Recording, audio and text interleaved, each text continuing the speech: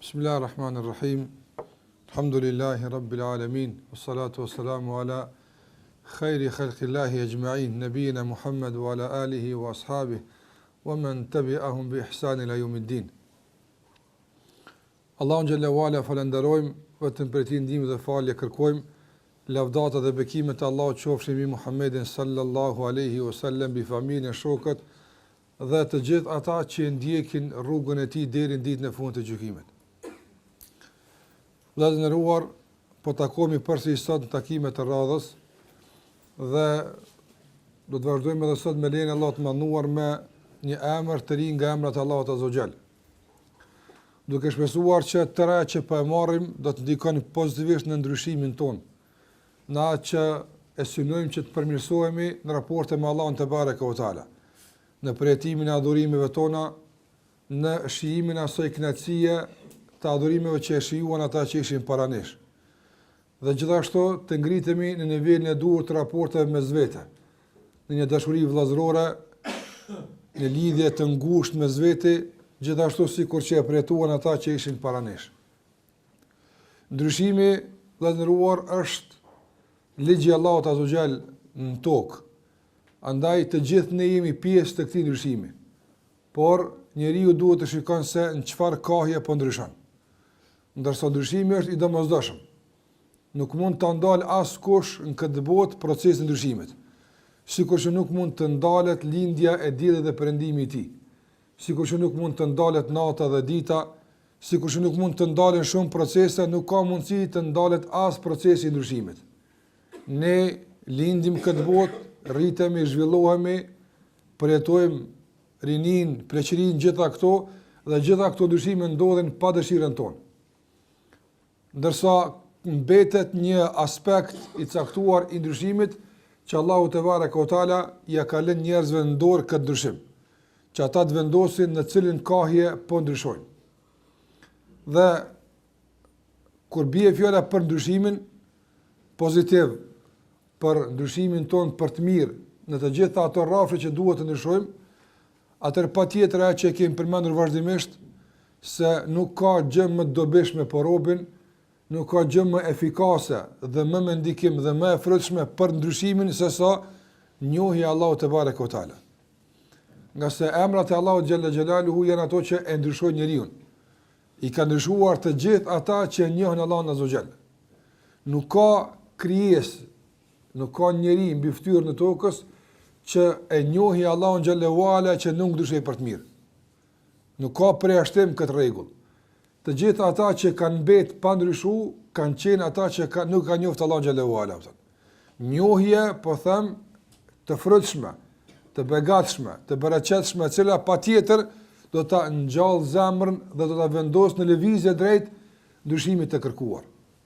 Andaj edhe selefët e parët vazhdimisht janë këshilluar mes vete për këtë ndryshim.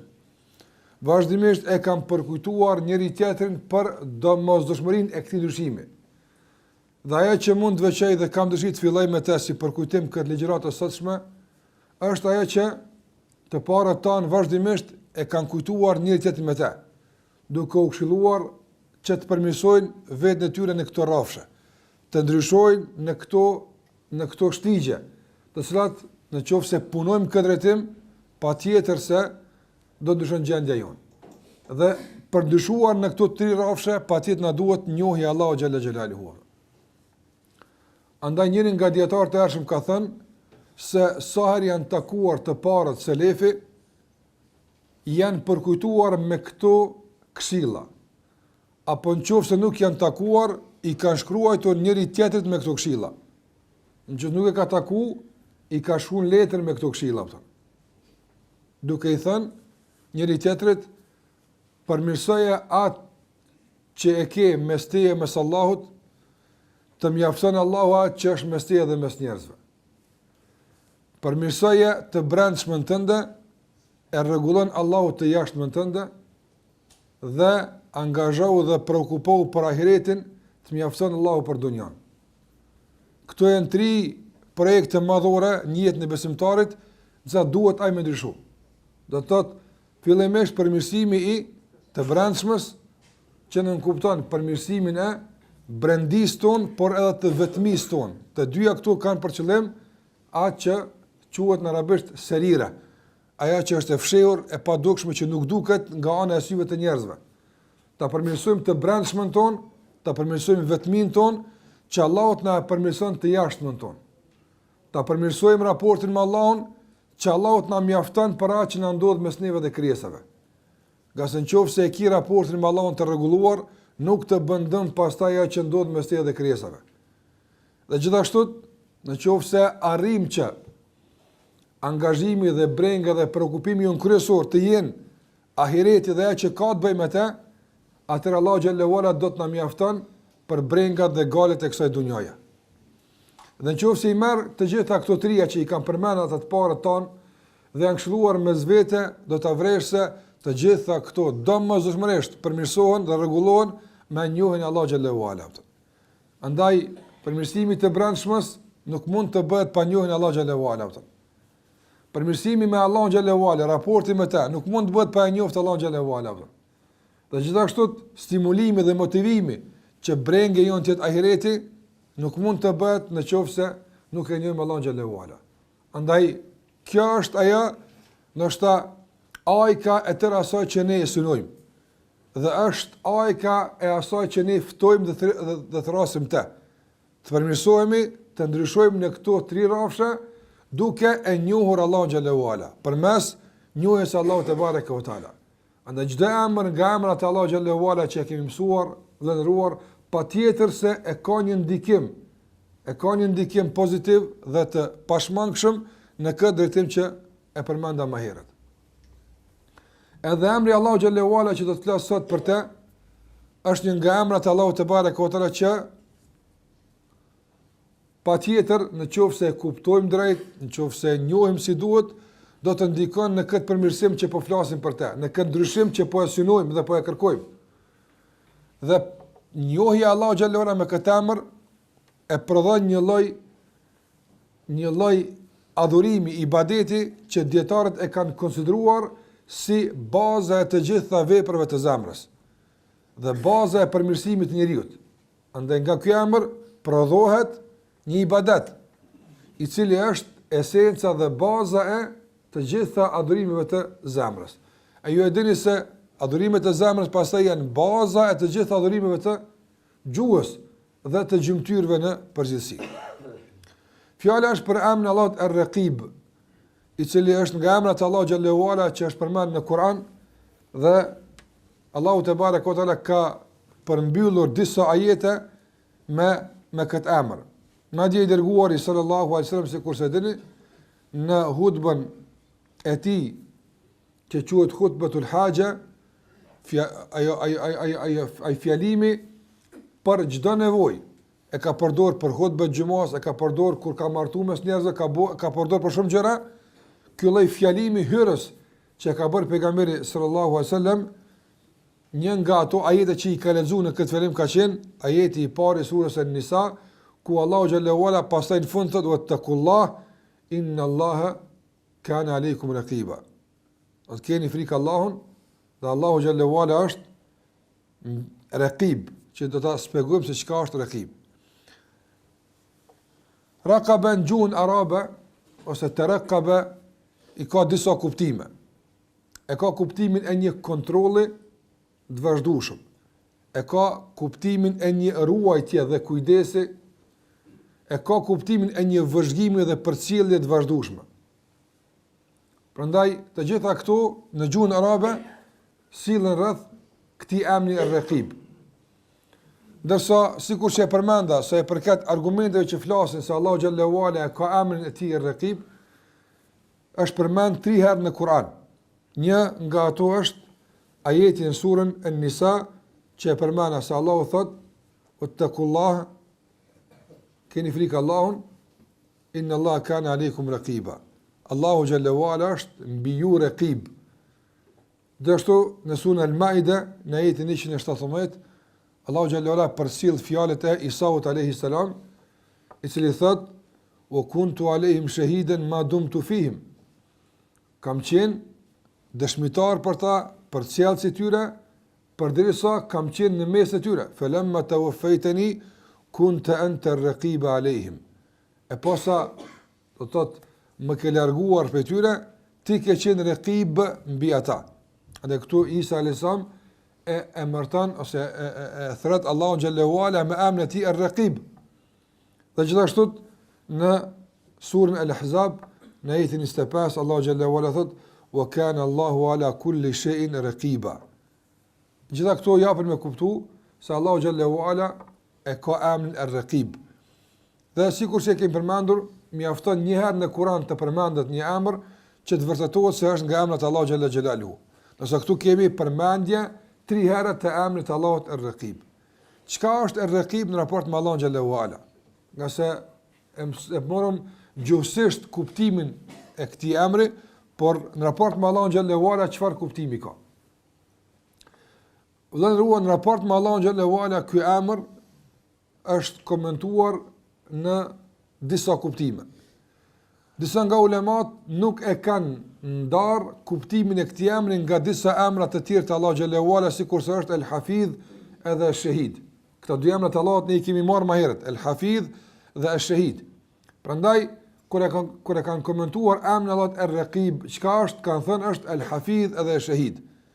Do thotë El-Hafidh është ai që i ruan robët e tij dhe u ruan veprat robëve të tij. El-Hafidh ai që u ruan veprat robëve të tij, nuk humbin, nuk shkojnë hoq, nuk mund t'i keq përdor askush, nuk mund t'i përdor askush për diçka tjetër.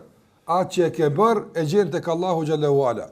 Dhe garantues për këtë është emri Allahut El-Hafidh, ai që i ruan veprat e robëve të tij. Dhe El-Shahid ai që është dëshmitar për tëra që bëjnë robët e tij në tokë. Prandaj mes këtyre dy kuptimeve është sill edhe emri Allahut Er-Raqib tek shumica e dietarëve. Gjithashtu disa dietar kanë shtuar disa detale në këtë kuptim duke thënë se Er-Raqib është ai që do të nuk i ik asgjë nga vëzhgimi dhe nga kontrolla, dhe nga përcjellja dhe nga kujdesi dhe ruajtja. Çdo gjë është në përcjelljen e Allahut azza wa jall. Çdo gjë është në vëzhgimin e tij. Çdo gjë dhe nuk ik asgjë në këtë drejtim, as e vogël as e madhe. Disa nga dietarët kanë thënë se emri Allahut Er-Raqib do thotë është në këtë drejtim që po flasim ne, nuk i ka asgjë, vëzhgon çdo gjë, din çdo gjë, përcjell çdo gjë, kontrollon çdo gjë, mirë po e kanë kufizuar në veprat e robëve të Allahut azza wa jall. Do të kjo më herë ishte e përgjithshme për çdo gjë, ndërsa disa e kanë përmend më të kufizuar në rrafshin e veprave të robëve të Allahut azza wa jall. Andaj sikur thotë Sa'di rahimahullah se Er-Raqib është ai që ka qasje dhe sheh dhe përcjell të gjitha veprat e robëve, veçanërisht ato që i bën të fshehura në brendit e tyre apo në vetmit e tyre. Andaj Er-Raqib është ai që i përcjell robët e tij në tërë atë që ata e veprojnë, në tërë atë që ata e bëjnë, në tërë atë që ata sillen, tërë atë që ata e mendojnë, e besojnë, e planifikojnë, e vendosin, kanë për qëllim, këtë ato që kanë të bëjnë me brendshmën e robët, Er-Raqib është ai që i përcjell, i vëzhgon, i kontrollon dhe i din çfarë ata bëjnë. Andaj sikur që po e vreni emri Allahut Er-Raqib ka ngjashmëri, do të thotë ka ngjashmëri me shumë nga emrat e Allahut që i kemi marrë më herët, veçanërisht emri Allahut do të thotë El-Hafidh, El-Shahid, El-Sami', El-Basir, gjitha këto janë do të thotë të parafërta mes vetë, edhe pse ju kujtohet kur kemi bërë shërimet e caktuara, kemi thënë se patjetër kanë disa dallime mes vetë, nuk janë tërësisht të ngjashme, por e kanë një farlloj ngjashmërie nga disa aspekte, por dallojnë në disa aspekte të tjera. Prandaj Allahu xhallahu ala, për shembull, nëse i marrim ajetet që Allahu te bareka te ka fol për ta, ya ayuha nasu taqu rabbakum. O ju njerëz, kush Allah fillon surën Nisa, keni frikë dhe ruajuni nga Zoti i juaj.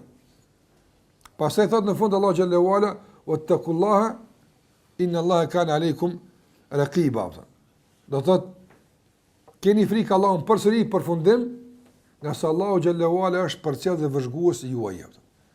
Andaj ruajuni nga shikimi i Allahut, ruajuni nga dituria e Allahut për juve, ruajuni nga dëgjimi i Allahut, nga se Allah është ai që ju përcjell. Prandaj edhe ajeti që është përmend në surën Maide, emri i Allahut Ar-Raqib, tek fjala e Isaut alayhis salam, ku Allahu xhallahu ala e pyet Isaun, e anta qulta lin-nasi ittakhidhuni wa ummi ilahin min dunillah, ati u tha njerëzve që të marrin Zot dhe të adhurojnë ty dhe nënën tënde pos Allahut, ati u tha kështu? Edhe Allahu xhallahu që Isa se nuk ka thënë, por që ti je dëshmitar kundër atyre që kanë shpifur për Isaun alayhis salam. Andaj Isa alayhis salam përgjigjet dhe në kodrat e kësaj përgjigje thot Isa alayhis salam atë që e cekëm më herët në ajetin në surën Al-Maide, në ajetin 117 ku Allahu thot: "Wa kuntu alehim shahidan ma dumtu fihim." Dëshmoj për atë periudhë që kam qenë prezant në kohën e tyre. Unë dëshmoj për atë kohë se nuk u kam thënë këtë. Dhe jam dëshmitari i asaj kohe sa kam qenë aty. Pastaj kur kam dalë prej tyre, falamma tawaffaytani, kur kam dalë prej tyre, kunta anta ar-raqib alehim. Ti o Zot e din çfarë kam bërë. Ti e din se a bëhet fjalë për transmetim të saktë nga unë apo bëhet fjalë për shpifje. Kunta anta ar-raqib. Ti ke përcjell, ti ke vëshku, ti ke pas në kontroll fjalët e tyre, ti ke pas në kontroll gjendjet e tyre dhe tërë atë që ata kanë vepruar dhe kanë folur. Prandaj përcjellja e fjalëve, përcjellja e gjendjeve, përcjellja e besimit, përcjellja e bindjeve, përcjellja e tërë asaj që njeriu e bën, ka të bëjmë emrin ar-Raqib. Ndërsa Ibn Qayyim rahimullah thot se adhurimi i Allahut me emrin ar-Raqib, adhurimi i Allahut me emrin al-Hafidh, adhurimi i Allahut me emrin as-Sami dhe al-Basir prodhojnë al-Muraqaba. Ibadetin më madhor në jetën e besimtarit. Ibadetin më qëndësor dhe më të rëndësishëm për besimtarin në jetën e tij. Dhe al-Muraqaba, sikur do të flasim për ta, është esenca e veprës të zemrës, është baza e çdo vepre. Nëse kjo është në rregull, në bazë të saj rregullohet çdo vepër tjetër pastaj më tutje. Prandaj, shikoni se si dietarët kanë bërë kombinim mes emrave të Allahu xhallahu ala që këto së bashku të ndara një nga një të bashkuara, më rëndësi është të prodhojë një ibadet caktuar, një ndryshim caktuar që e përmend në fillim, një gjendje ndryshe nga ajo që kemi qenë para se ta njohim Allahun xhallahu ala, një gjendje pak më tjetër të besimit, të bindjes, të adhurimeve, të përjetimit të adhurimeve nga ajo që kemi qenë më herët. Kjo ndodh pasi që ta kemi njohur Allahun xhallahu ala me emrat e caktuar.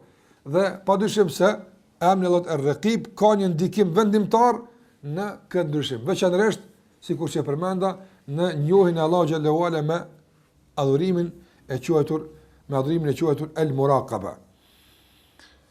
Sa i përket përfitimeve që dalin nga ky emër dhe dobive që i nxjerrim nga ky emër, do të thotë këto janë të shumta. Por unë dëshiroj që të gjitha këto ti përkufizoj, do të thotë në ibadetin e al-Muraqabas. Nga se lëndëruar njeriu kalon në për fazat të ndryshme gjatë marrjes së një informate. Kur e merr një dije, një informat, kalon në për faza të ndryshme. E ne po dëshirojmë që gjatë marrjes së njohurive dhe njohjes së Allahu xhallahu ala të ngritemi dhe të kalojmë për të gjitha këto faza, deri të kalojmë te ajo fundit, që është më e larta dhe më e rëndësishme për neve. Faza e parë është njohja, informata, dija që e din, apo? Kjo është. Pastaj kjo dije sa më tepër thellohet në zemër, prodhon çfarë? Ato që quhet el-i'tiqad, besim. Do njeriu e ndëgjon një informat, po nuk do të thotë që detyrimisht më njëri beson. Por nëse ja vije me fakte, me argumente, thellohet zemër, atëherë ngritet në shkallën e besimit. Dhe faza e parë është dija, njohja. Faza e dytë është besimi. Faza e tretë është bindja. Beson, por bindja është një fazë më e lartë.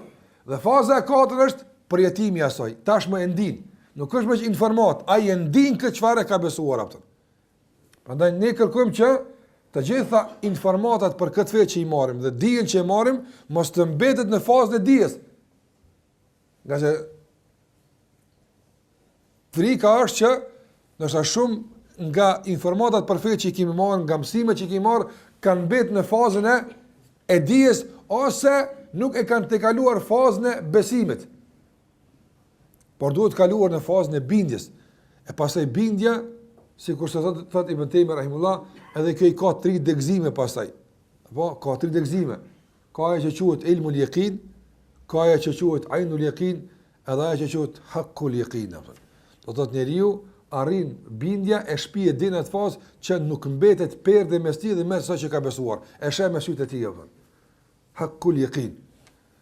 Andaj si do të jetë reagimi i njerëzve yawmul qiyama kur ta shohin haqqul yaqin xhenemin, është do të thotë sikur se ka qenë reagimi aty që kanë pasur këtë botë. Nëse kanë pasur këtë botë dhe kanë ndryshuar gjendjet tyre. Apo prandaj yawmul qiyama sikur se ka ardhur hadithin e Aishës radhiyallahu anha se njerëzit do të ringjallen pa tesha, apo në gjendje që i kanë në natyrë. Nëse Aisha është çudit me këtë gjendje dhe ka thënë ja Rasulullah, er-rijalu wan-nisa, burra dhe gra bashkë duke shkuar një tjetrin, ka thënë pejgamberi sallallahu alajhi wasallam, al-amru ashad. Shiko, al-amru ashad min an yanzura ba'dhum ila ba'd.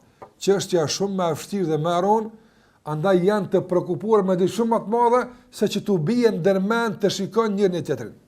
Kjo me gjendjen momentale është e pamundshme të paramendohet. Çfarë gjendje është ajo që njeriu mund të kaplohet nga ajo që nuk i bën përshtypje, do të thotë pamja që e rrethon. Çfarë gjendje është ajo? E ka njerëz që këtë gjendje kanë pretuar në këtë dunjë. Haqqul yaqin. Do të nuk i ka bërë përshtypje harami për rreth, përkundazi është nevrit më tepër nga se një gjendje e brendshme e ka bërë që të prekupohet nga ajo që ka pa në gjendjen e jashtme. Prandaj do të kërkojmë fillimisht dije të shëndosh. Kërkojmë dije të shëndosh. E pas dije të shëndosh kërkojmë të ndërtojmë besim të fuqishëm, mbi të cilin pastaj lulëzon bindja e palkundur. E pas kësaj bindje pastaj vije përjetimi i këndshëm. Këtu janë faza që besimtari kalon në përto derisa të arrin përjetimin me këtë fe, kënaqësinë e kësaj feje. Andaj ne e njohim Allahun xhallahu ala me raqib.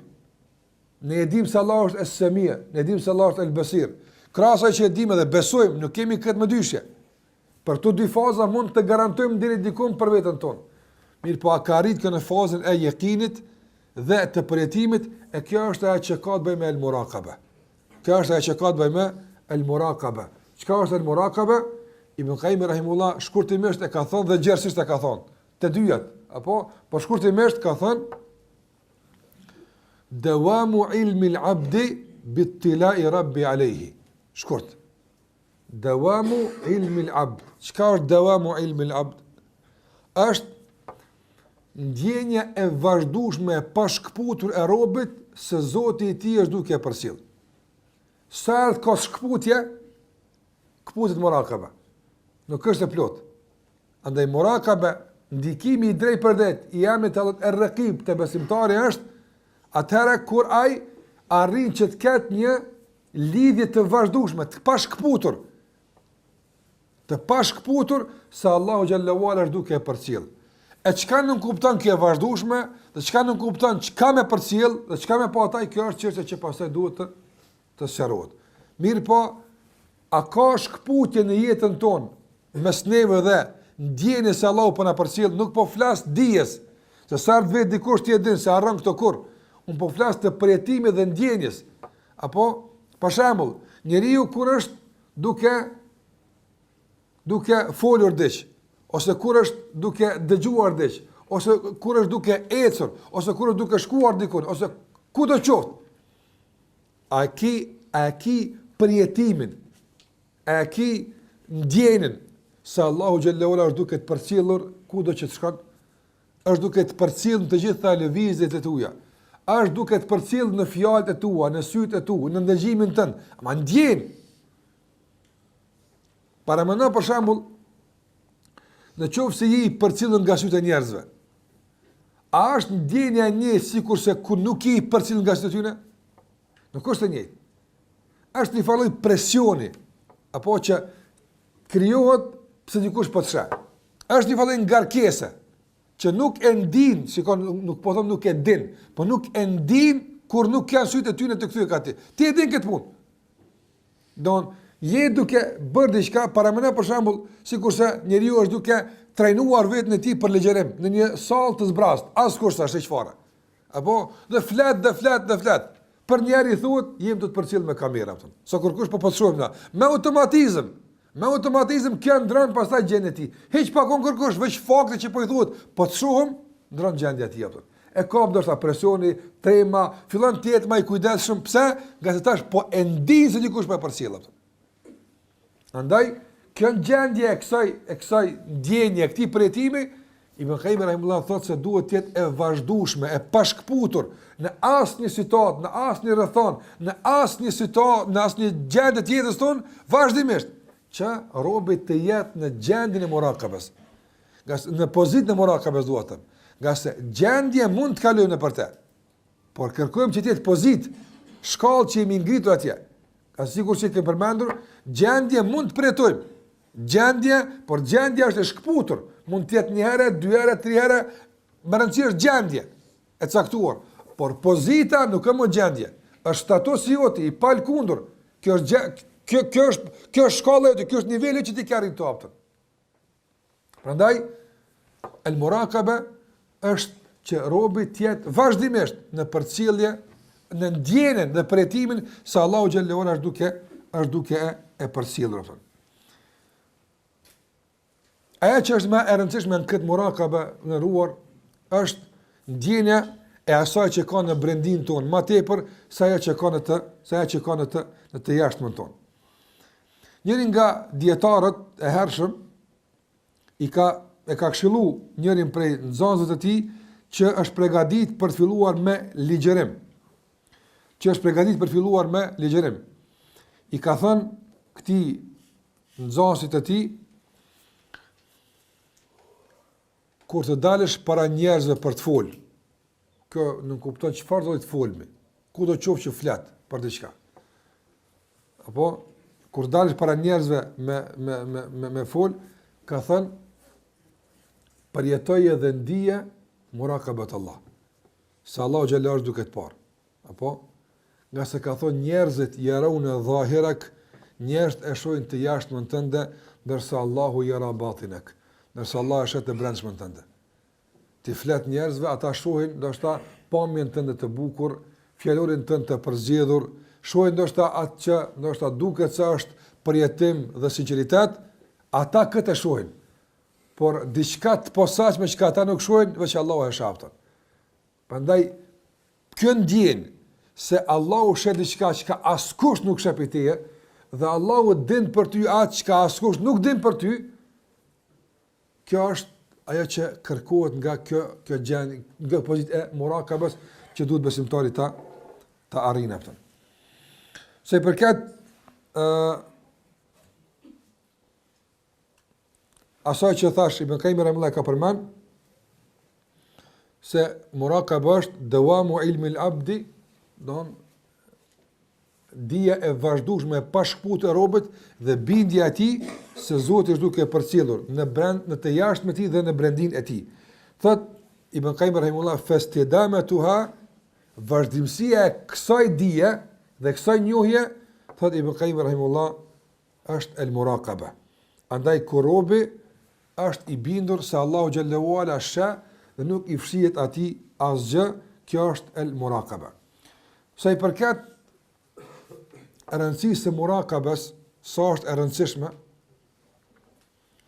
dietarët e kanë përmendur, do të thotë rëndësinë e saj me ajete të shumta të Kuranit, e kanë përmendur me hadithe, por ajo që është ndoshta më e veçantë në këtë që mos ta zgjatim në rëndësinë për shkak të pikave tjera, ka thënë dietarët se muraqaba është kulmi i fesë. E kanë ndërlidhur me ihsanin. Apo është një lloj arritje e besimtarit për ti ngjyrosur veprat e tij me kualitet të kërkuar nga Zoti i tij. Nga se besimtari bën vepra të ndryshme, por kryerja e veprave duhet të jetë kualitative dhe cilësore, dhe në atë mas sa që të jetë tek Allahu xhallahu ala e pranuar, jo në kuptimin e vlefshmërisë apo e vlefshme si vepër u kryt obligimin, por sikur që kemi përmend në kuptimin e shpërblimit maksimal që mund të arrijë robi nga kjo vepër. Prandaj kërkohet një cilësi e caktuar që duhet të arrijë robi për ta kënaqë Zotin e tij me atë vepër. Prandaj edhe në hadithin e Xhibrilit ka ardhur, do të thotë shpyt pejgamberi sa për islamin, për imanin dhe është pyet për ihsanin. Kur është pyet për ihsanin ka thonë en ta'budallaha ka'annaka tarah fa in lam takun tarahu fa innahu yarak. Nëse nëse ti nuk e sheh, adhuroj Allahun sikur po e sheh atë. Kjo është muraqaba. Ti po e sheh, çaj po të sheh ty. Fa in lam takun tarah, nëse nuk e sheh ti atë, ai të sheh ty. Disa nga ulemat kanë thënë se ihsani është një mertebe, një shkallë, nuk janë dy. Do të arrish deri në atë shkallë, në atë gjendje që të jesh i bindur vazhdimisht, i lidhur me dijet pa ndërprer se Allahu është duke të pa. Ta shohësh këtë me sytë e zemrës se Allahu po të sheh. Kjo është një gjendje që robi arrin këtë shkallë dhe kjo i jep një lloj cilësie dhe cilësie të posaçëm veprat e tij. Nëse disa nga dietarët kanë thënë, ihsani është dy mertebe, dy shkallë. En ta'budallaha ka'annaka tarah, ta adhurosh Allahun xhallahu ala po thuaj se po e sheh, nëse s'ki mundsi kështu të jesh i lidhur, fa in lam takun tarah, që ti nuk e sheh me sytë e zemrës, me sytë e njohjes, me sytë e këtij përjetimi të këndshëm, atëherë dije se ai ty po të sheh. Fa innahu yarak, kjo është një gjendje më e ulët, një shkallë më e ulët e ihsanit se shkalla e parë. Por që të dyja, qoftë e para, qoftë e dyta, që të dyja kanë të bëjnë me muraqaben. Prandaj mos të kish pas në këtë gjendje, në këtë situatë, në këtë, po them, në këtë ibadet lëndruar, asnjë rëndësi tjetër, përse në bazë të saj vlerësohet cilësiti i veprave tona, mendoj se është e mjaftueshme për neve që ne të i kushtojmë vëmendje kësaj muraqabes. Kur bie fjala tek cilësiti i veprave, që është reflektim i muraqabes, atëherë duhet të pyetë çdo kush prej neve se çfarë i bën veprat tona më kualitative. Na po bëjmë vepra, na fal namazin, na agjërojmë Ramazan, na bëjmë dhikr, na lexojmë Kur'an. Por si duket nuk janë të cilësisë së duhur. Cilësitë nuk e kanë të mirë. Andaj ne po dëshirojmë që para se të shtojmë vepra të tjera, para se të shtojmë sasitë e veprave, dëshirojmë ta përmirësojmë cilëtetin e këtyre që po e kryjmë. Nga që kështu duhet të jetë programi i besimtarit. Mos të jetë brenga ative që shtoj vepra. Sa më shumë të lexoj Kur'an, sa më shumë të bëj dhikr, sa më shumë të fal namaz nafile. Në rregull është kjo ambicie është në rregull. Mirë, por nuk duhet kjo të jetë në llogaritë të cilësisë dhe cilëtetit. Prandaj në qoftë se për shembull bie ndesh përmirësimi i cilëtetit të veprave që je duke i bërë me shtimin e veprave që nuk je duke i bërë, atëherë duhet dhënë përparësi kujt? Përmirësimit të cilëtetit. Përmirësimit të cilëtetit para shtimit të veprave. E në qoftë se përmirësimi i cilëtetit kërkon shtim të veprave, e shtojmë jo për shkak të shtimit, po për shkak të cilësisë. Se kërë për shembull a ke pa, domthonë duhet me shtu më shumë ujë për më më kualitativ. Po kërë me shtu shumë ujë e prish cilësinë. Prandaj e shtojmë ujin në qoftë se kërkon cilëteti, po jo për shkak të shtimit, vetëm, po për shkak të cilësisë. E kur bie fjalë për shtimin e cilëtetit të cilësisë, atëherë çfarë bën një besimtar që ta shton cilëtetin e veprës së tij? Që të ndikon emri Allahut Er-Raqib taj. Nëse Er-Raqib thash prodhon muraqaba. E muraqaba ja bën që veprat e tij cilësore, a kuptuat këtë lidhje zinxhirore? E prandaj çfarë i bën veprat tona më kualitative? Çfarë i bën veprat tona më cilësore, më të mira? Ka vlerëruar shumë pika që ulemat i kanë përmend. Nuk dua që të jetë tema jon tash kjo, apo, por në kuadër të kësaj pike dua të përmend 2-3 pika përgjithshme që me lejen e Allahut në qoftë se i kushtojmë vëmendje, përmirësohet cilëteti i veprave tona dhe përmirësohet muraqabeja, ndjenja jon dhe dija jon bëhet e vazhdueshme e ndëlidhur se Allahu xhallahu ala është duke na përcjellur dhe vëzhguar dhe kontrolluar, që është ndikim i drejtpërdrejt e emrit të Allahut Er-Raqib tek ne.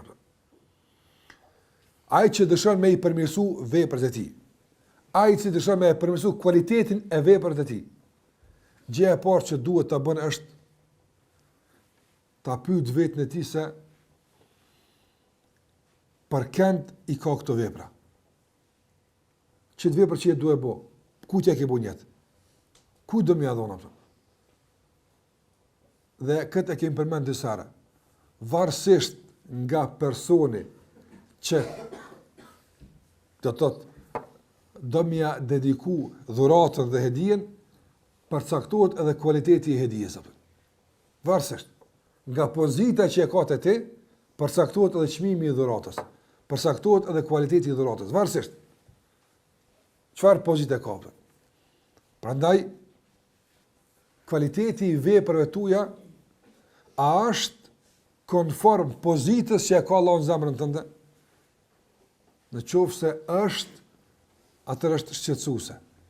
Në qoftë se nuk është, edhe kjo është shqetësuese. Te dyja është shqetësuese. Në qoftë se vlen ruar, për shembull e marrin namazin ton, si e fal namazin, kuptim të përqendrimit, për uljes, kualitet të këtij namazi, dhe dëshirojmë që me këtë namaz të dëshirojmë se sa e dojmë Allahun azza xal. A është gjendje e kënaqshme për ty kjo? A është ky namaz i kënaqshëm për ty që në këtë mënyrë t'ia shprehsh Allahun se çfarë pozite ka ai në zemrën tënde? Çfarë pozite ka? Që o Zot që falon për ty. A ki guxim t'ia thuash Allahut kështu? Për të dëshmuar o Zot se sa duan ty, unë çështu bëj për ty joptë. Ky është kvaliteti i veprave tona. A mundesh këtë me bë?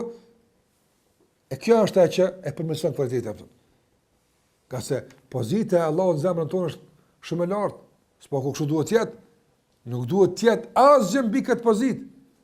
Dhe nuk duhet të konkuron asgjë kësaj pozite. E po përdesa nuk i konkuron asgjë kësaj pozite, dhe nuk është asgjë mbi këtë pozitë, atëherë nuk duhet të jetë asgjë mbi veprat që ja kushtojmë Allahut dhe asgjë të konkuron cilëtetin të këtyre veprave. Ndërsa nëse e shikojmë në përditshme, ai konkuron diçka cilëtetit të veprave që ja kushtojmë Allahu xhallahu ala, ti bën shumë vepra në këtë botë. Apo shumë vepra bën këtë botë. Punën që e kryen, ushqimin që janë, shumë punë kryen këtë botë, shumë tjetër, shumë punë kryen këtë botë. Do punë kryesh me cilëtet të lartë. Apo do punë kryen me cilëtet të lartë. Do punë kryen me cilëtet më të dobët. A është cilëteti i veprave për Allahun, ai që është i pa konkurrencë në botën e veprave tua? E që kjo është ajo që vëdison, që kjo është ajo që duhet të mirëm me te. Që nga që ti thash, në këtë botë bën shumë vepra. Dikush, për shembull, kërkon për te me ja kry një punë. Dhe për balë të pagun. Sa kuj kushton asaj, sa mund është jetë sa me e mirë, sa kujdesësh që ai të kënaqet me këtë produktin tonë, sa kujdesësh? Sa kujdes për cilësinë e kësaj vepre. Me mësim, sa kujdesesh për cilësinë e ushqimit që han, sa kujdesesh, sa kujdesesh për cilësinë e mjekimit tënd, sa kujdesesh.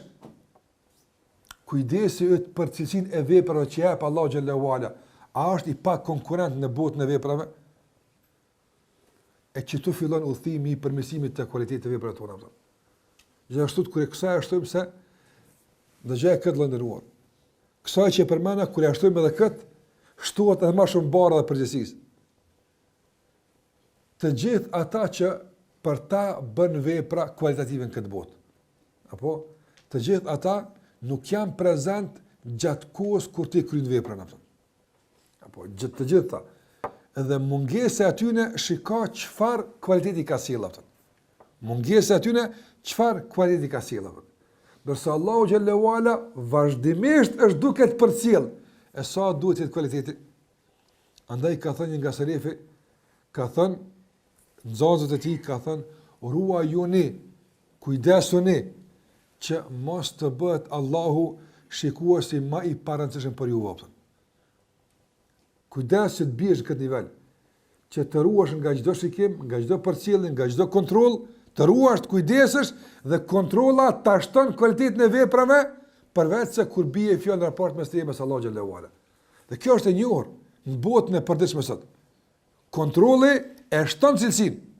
Patjetër, e shton cilësinë. Sara të din punëtorët se ka kontroll, me i herë ndryshe punojnë, ndryshe përgatiten. Edhe nxënësit, edhe mësuesit, edhe çdo gjë kur din se ka kontroll sot. Ka inspektim sot. A ndryshon gjendja e njerëzve? Po, me i herë ndryshon. Andaj, subhanallah, po ndryshon kualiteti i prezantimit me ndjenjën e kontrollit para krijesave. Ndërsa nuk po ndryshon kualiteti i veprave me kontrollin e vazhdueshëm të krijuesit mbi neve. Pse? Për shkak se ka shkputje. Që ta kanë bënë Allah, dawamu ilmi labd. Apo nuk ka thonë këtë rastisht dawam, daiman, gjithmonë, mos ketë shkputje. Si të ka shkputje të ndjenjes së kontrollit bie cilësia atë.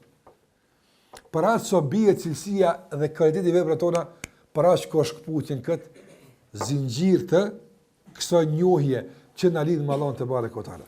E kjo është shumë shqetësuese. Kjo është shumë shqetësuese. Prandaj kërkojmë që nga njohja e emrit të Allahut Er-Raqib, apo ta rivendosim këtë lidhje të pashkputur, e cila na vendos në gjendje të vazhdueshme të kësaj ndjenje se Allahu është duke na kontrolluar dhe përcjellur, gjë e cila bën që ta përmirësojmë cilësinë e veprave tona. Që kjo është ajo që kërkohet. E dyta që i ndihmon kësaj në përmirësimin dhe cilësinë e veprave tona është vlerëruar se të gjitha këto vepra që je duke i bërë, apo të gjitha janë për ty. Çka nuk kupton kjo? Ti sa mundohesh në botën e veprave për të tjerët. Mundohesh të jesh kualitativ, cilësor, apo në këtë çka bën. Edhe pse i tëra i kualitet, i tëra cilësi e atij produktit tën i shkon kujt? Dikujt tjetër. I shkon dikujt tjetër. Ti do më marrë dikujt një pork puca, apo mundosh me kon sa më kualitative. Nëse do më qenë sa më atraktiv në treg. Ato kpuca kur ti marrësh bukur për sosmëri me kualitet lart, kush i vesh? Dikush tjetër. Do më bëni libër, do më bëni çka do që do më bë. Një produkt është për dikon tjetër. Me gjithë që është për dikë tjetër, prap, mundosh me qenë kualitativ dhe cilësor. Vepra që i bën ti për Allahun, për kënd në Allahut. Kualiteti dhe cilësia aty në ku kthehet? Kthehet te Allah, te ti kthehet. A ke pa dikon në njëri i cili, domethënë, e përgatit ushqimin për veti, edhe i qet pak helm? Se bën këtë një kur Allah, për vetë në vetë se bën. Dikujt tjetër ja bën, ama vetë nuk ja bën kur. Për veti mundohet ta bën ato që është më e sigurta, më e shëndetshme, më e mira në botën e veprave të tjera. E pse kur po bie fjala për veprat e adhurimit, po mendojmë se nuk besojmë këtë, se zguzojmë kështu me besu. Por po sillemi pothuajse po besojmë. Se këtu janë për Allahun, apo e nuk janë për neve. Cilësia e namazit tënë, komplet është për ty. Cilësia e dhikrit tënë, është për ty. Sa ma cilësor është dhikri, ma shumë pagu është tek Allahu, ma shumë jashtë harin, ma cilësor është vendi në xhenet, ma cilësor është. Sa ma shumë lodhësh për cilësinë e veprave tuaja, për cilësinë e tyre që të jetë më cilësore, më kualitative, po për ty është, ti paguash më mirë. Krejt e mira asaj vepre ty të kthehet ato. Vëndruar, kjo vini shembull të kësaj bote. Në qoftë se njeriu në këtë botë, për shembull, është lodh shumë për me ndreq një shtëpi ato. Ama të gjitha është mundu me i zgjedh kualitative me kon. Domthon, qoftë material ndërtimor, qoftë rregullimi i brendshëm, edhe ka i bardh shumë, edhe është lodh, edhe domthon e ka marrë një pjesë të madhe të jetës, ky njeri është mundu që sa më kualitative të jetë shtëpia e tij. Pse? Nëse ai aty ka më banu. Është munduar që izolimi të jetë special. Pse? Që nesër ngrohja të jetë më ekonomike. Është munduar që këtë jetë më e mirë pse kjo i duhet. Është munduar këtë gjithçka është munduar më qenë kualitativ. Nesër kur të kryen këtë shtëpi. Nesër kur Më ka se u munua lodh. Nëse kur këngë shtëpia atë. A ka diçka në këtë shtëpi që ai nuk e din çmimin e saj dhe nuk e din çka ka? A ka mundësi me pas? Nuk ka mundësi. Krejt i din. Me vetë dikush për shembull, a e din këtë, po qysh nuk e di, po për ata 2 muaj ditë e kom lyp. Apo me vetë dikush për shembull, ai ke pa do pllaka që janë kështu, po qysh si di, 5 muaj kom punu për to. Apo e njeh shumë mirë llojin e pllakave, llojin e prizave, din shumë mirë këtë, llojin e ndoshta edhe qylimave din shumë mirë. Qysh nuk e di, po kum lyp këtë Kosovë i kom gjetë çdo. Po e di saktësisht sa bojnë, e di prodhuesin, e di kush është më i mirë. Këtë din, pse? Kërkimi i kualitetit e ka bu me i njoft komplet sen që i ka mrena aftën. Komplet aftën. E qka po du me këtë me thonë? Ku po du me dorë me këtë? Të hadithi pejgamberit sallallahu alaihi wasallam i cili ka thonë se çdo kush për juve e një vendin e tij në xhenet apo më mirë se që e një dikush vendin e tij në këtë dunjë aftën. Njerëz kur dolin pi gjumos, po më kalla pi bajramit, më bo 5.000 vete, 10.000 vete në bajram. Aja mërmena se natë kalablak dikujt i përsillit shtëpia vet, kalablak të është s'po di ka me shkolla, apo të fillohen të tonë, gjithë kush e din rrugën e vet. A i përsillit dikujt rruga për të shtëpia vet për shkak kalablakut? Absolutisht jo. Pse? Nga se është lodhur për shtëpi Allahut. E ka më rëndësia shtëpi se hub kur. A keni pa në herë njëri ka hub shtëpi vet, ka harru, ka hub shtëpia me kumet. A hub njëri shtëpinë vet? Pse se hub kur?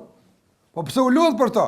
Po a ka ndodhur me hub njëri kimikun e vet, po ndodh me hub kimikun, se u lodh shumë për të aftën. E pse kimiku i hub e shtëpia si hub? Pse si hub kerri kur si hub aftën? Po pse u lodh për ta, u mundu për ta? Ja di vlerën e saj. E po mirë, ai xhenet që Allahu xhenet ta ka garantu. Apo edhe për te, për aq sa je lodh, për aq sa i ke pas kualitative angazhimet, apo e një se hub korrupta. Se hub korr nga se jëm lodh për te, jëm unu për te, edhe e din shumë mirë ti vendin edhe shtëpinë tone, që të e di, tash këtu me këto ndjena e kena problem me e kuptu, apo? Mi po qëshe një kvalitet në tullave në këtë dunja që e ke pagu shtrajt, edhe atje e din sa e ke pagu me namaz tullën e shtëpisë tonë në gjenet, e din shumë mirë ti, që kjo është e jeme se jëm lodh për qëta pënë. Ja, së është e jeme se që ka së që më lodh për qëta. Nga se në ahiret nuk ka lajke dhe mashtrime mua pënë. Largohet demaskimi. Gjdo kush e din, sinqerisht, sa ka mu për të qka pënë. Prandaj, sa po dhe me konë të qmimi i shtëpisë tonë, edhe e dyta për ty janë këto vepra. Prandaj, nga të kujt po ki qef me pas shtëpin. A keni pa edhe në këtë dunja, ka lagje. Ka lagje ku shtëpijat janë me kualitet caktuar të ndërtimit, apo ka lagje ku janë ndërtuar me kualitet të lartë të ndërtimit. Varsisht, ka lagje ku s'ka heq kualitet të ndërtimit, veç ka ndërtim ka, ama heq s'ka kualitet, edhe kështu ka, ku një termet i vogël, këtë i rëzan. Në cilën mahal në gjennet, mahal në kujna po ki qef me pas, shtëpina pëtën. Këto, apo, përcaktohet mahalla me qka? Me autoritet edhe me pare. Vipat, mipat, eksumerat, janë vend caktum. Këta vend caktum. Lagja e këtyne, lagja atyne. Lagja, këtë me emna lagjet. Pa dhe në gjennetin që shtoptën. Apo, në cilën lagja po ki qef me pas shtëpin. Duhesh me ndreq në bazë të standardeve të lagjes. Do me jetu në lagjën kur nën Ebu Bekri me kvalitet të mos flas kujt, apo nuk mundesh vëllai. S'pranon, aty ka standarde të ndërtimit të shtëpive. Nuk bën e prish bukurinë apo e plani urbanistik aty vjen të revozon s'bën. Nuk bën. A ke pa edhe këtu? S'bën me pas për shembull manal çikaq. Ma olë që qikash, për qesin kushte sa me konë në ndërteza. Ti për më përzish mu sa me konë alë, po e të përzish në e prish bukurin. Që tu s'ka me konë manalë. Pse? Se këna vendos me konë kejt një katë. Që kështot me konë e bukur, apo? Ka regula. Po edhe në gjenet që kështu ka ndërtima. Prandaj, kvaliteti i vepre tuja të ktheje ty. Komoditeti që e sjell nesër, shtëpia ku kime banu, është pikrisht reflektim i kvaliteti i vepre tuja. Edhe lagja ku kime banu nesër në gjenet, është reflektim i këtij kvaliteti, i cili fund e kryesi dhe tek emri Allahut Er-Raqib. Në qoftë se e kemi vazhdimisht këtë përcjellje, apo i përmirësojmë cilësinë e veprave tona, e përmirësojmë cilësinë e punëve tona dhe të gjendjeve tona, që nuk kupton të brendshme tonë edhe të jashtme tonë. Dhe e fundi që duam më përmend me këtë rast për përmirësimin e veprave të ndëruar që na motivon me përmirësu veprën, e që është reflektim pastaj i murakabes që po të po flasim, është gjithashtu edhe një e vërtet e pamohueshme, një rregull i pamohueshëm që e ka përmend pejgamberi sallallahu alajhi wasallam, ai është se njeriu do të vdes në atë që ka jetuar. Do të vdes në atë që ka jetuar. Për shembull, vëllezër, tash këtë gjendje që je, me kvalitetin e veprave që kemi diçka të më mirë. A kështë pas dëshirë me taku Allahun xhallahu ala tash? Me hi melekul mauti tash në këtë dhomë, edhe me thonë, kjo s'thot, kjo s'ndodh kur, as t'vet kur, po kjo është provim për veten tonë. Me thonë, ai që është i gatshëm me shku te Allahu, le të vjen pe marrën atë. Kush e çon dorën, me thonë, une, apo do të themi edhe që Ramazan të pres, sa i vjen në kampament mungu dosane, që Ramazan i plotësoj tani inshallah. Gjithmonë kena çka me bëu. Prandaj besimtari dëshiron që të takon Allahun xhallahu ala në gjendjen më të mirë, në përgatitjen më të lartë, duke e ditë se nuk e pyet melekul mauti a i gatshëm apo nuk i gatshëm, ai e pret në çdo moment këtë takim. Dhe pritja e këtij takimi në çdo moment e bën që çdo moment ta përmirëson veprën e tij, ta përmirëson cilësinë e punëve të tij. Vazhdimisht, nga se sa të qelë që thonë në ilumi sabah e sheh besimtari veten të gjallë, thot elhamdulillah, edhe një shans e reptën, edhe një mundësi e shtuar për të bërë pak më mirë sot aftën, për ta përmirësuar cilësinë e namazit sabat, ka se prom një aci s'ke që duhet aftën. Mund të dhe më mirë, ka mund me ta marr shpirtin në gjumë, mos me të jap mundësinë e re për një cilësi të ri aftën. Kur qosh dhe fal sabajin, gëzohu shumë, elhamdulillah, një mundësi e re për të ashtu cilësinë e veprave dhe cilësinë e tyre para takimit me Allahun xhallahu ala. Një mundësi e re me përmend Allahun xhallahu ala në mënyrë më kualitative për taku Allahun xhallahu ala në gjendje më cilësore dhe më kualitative.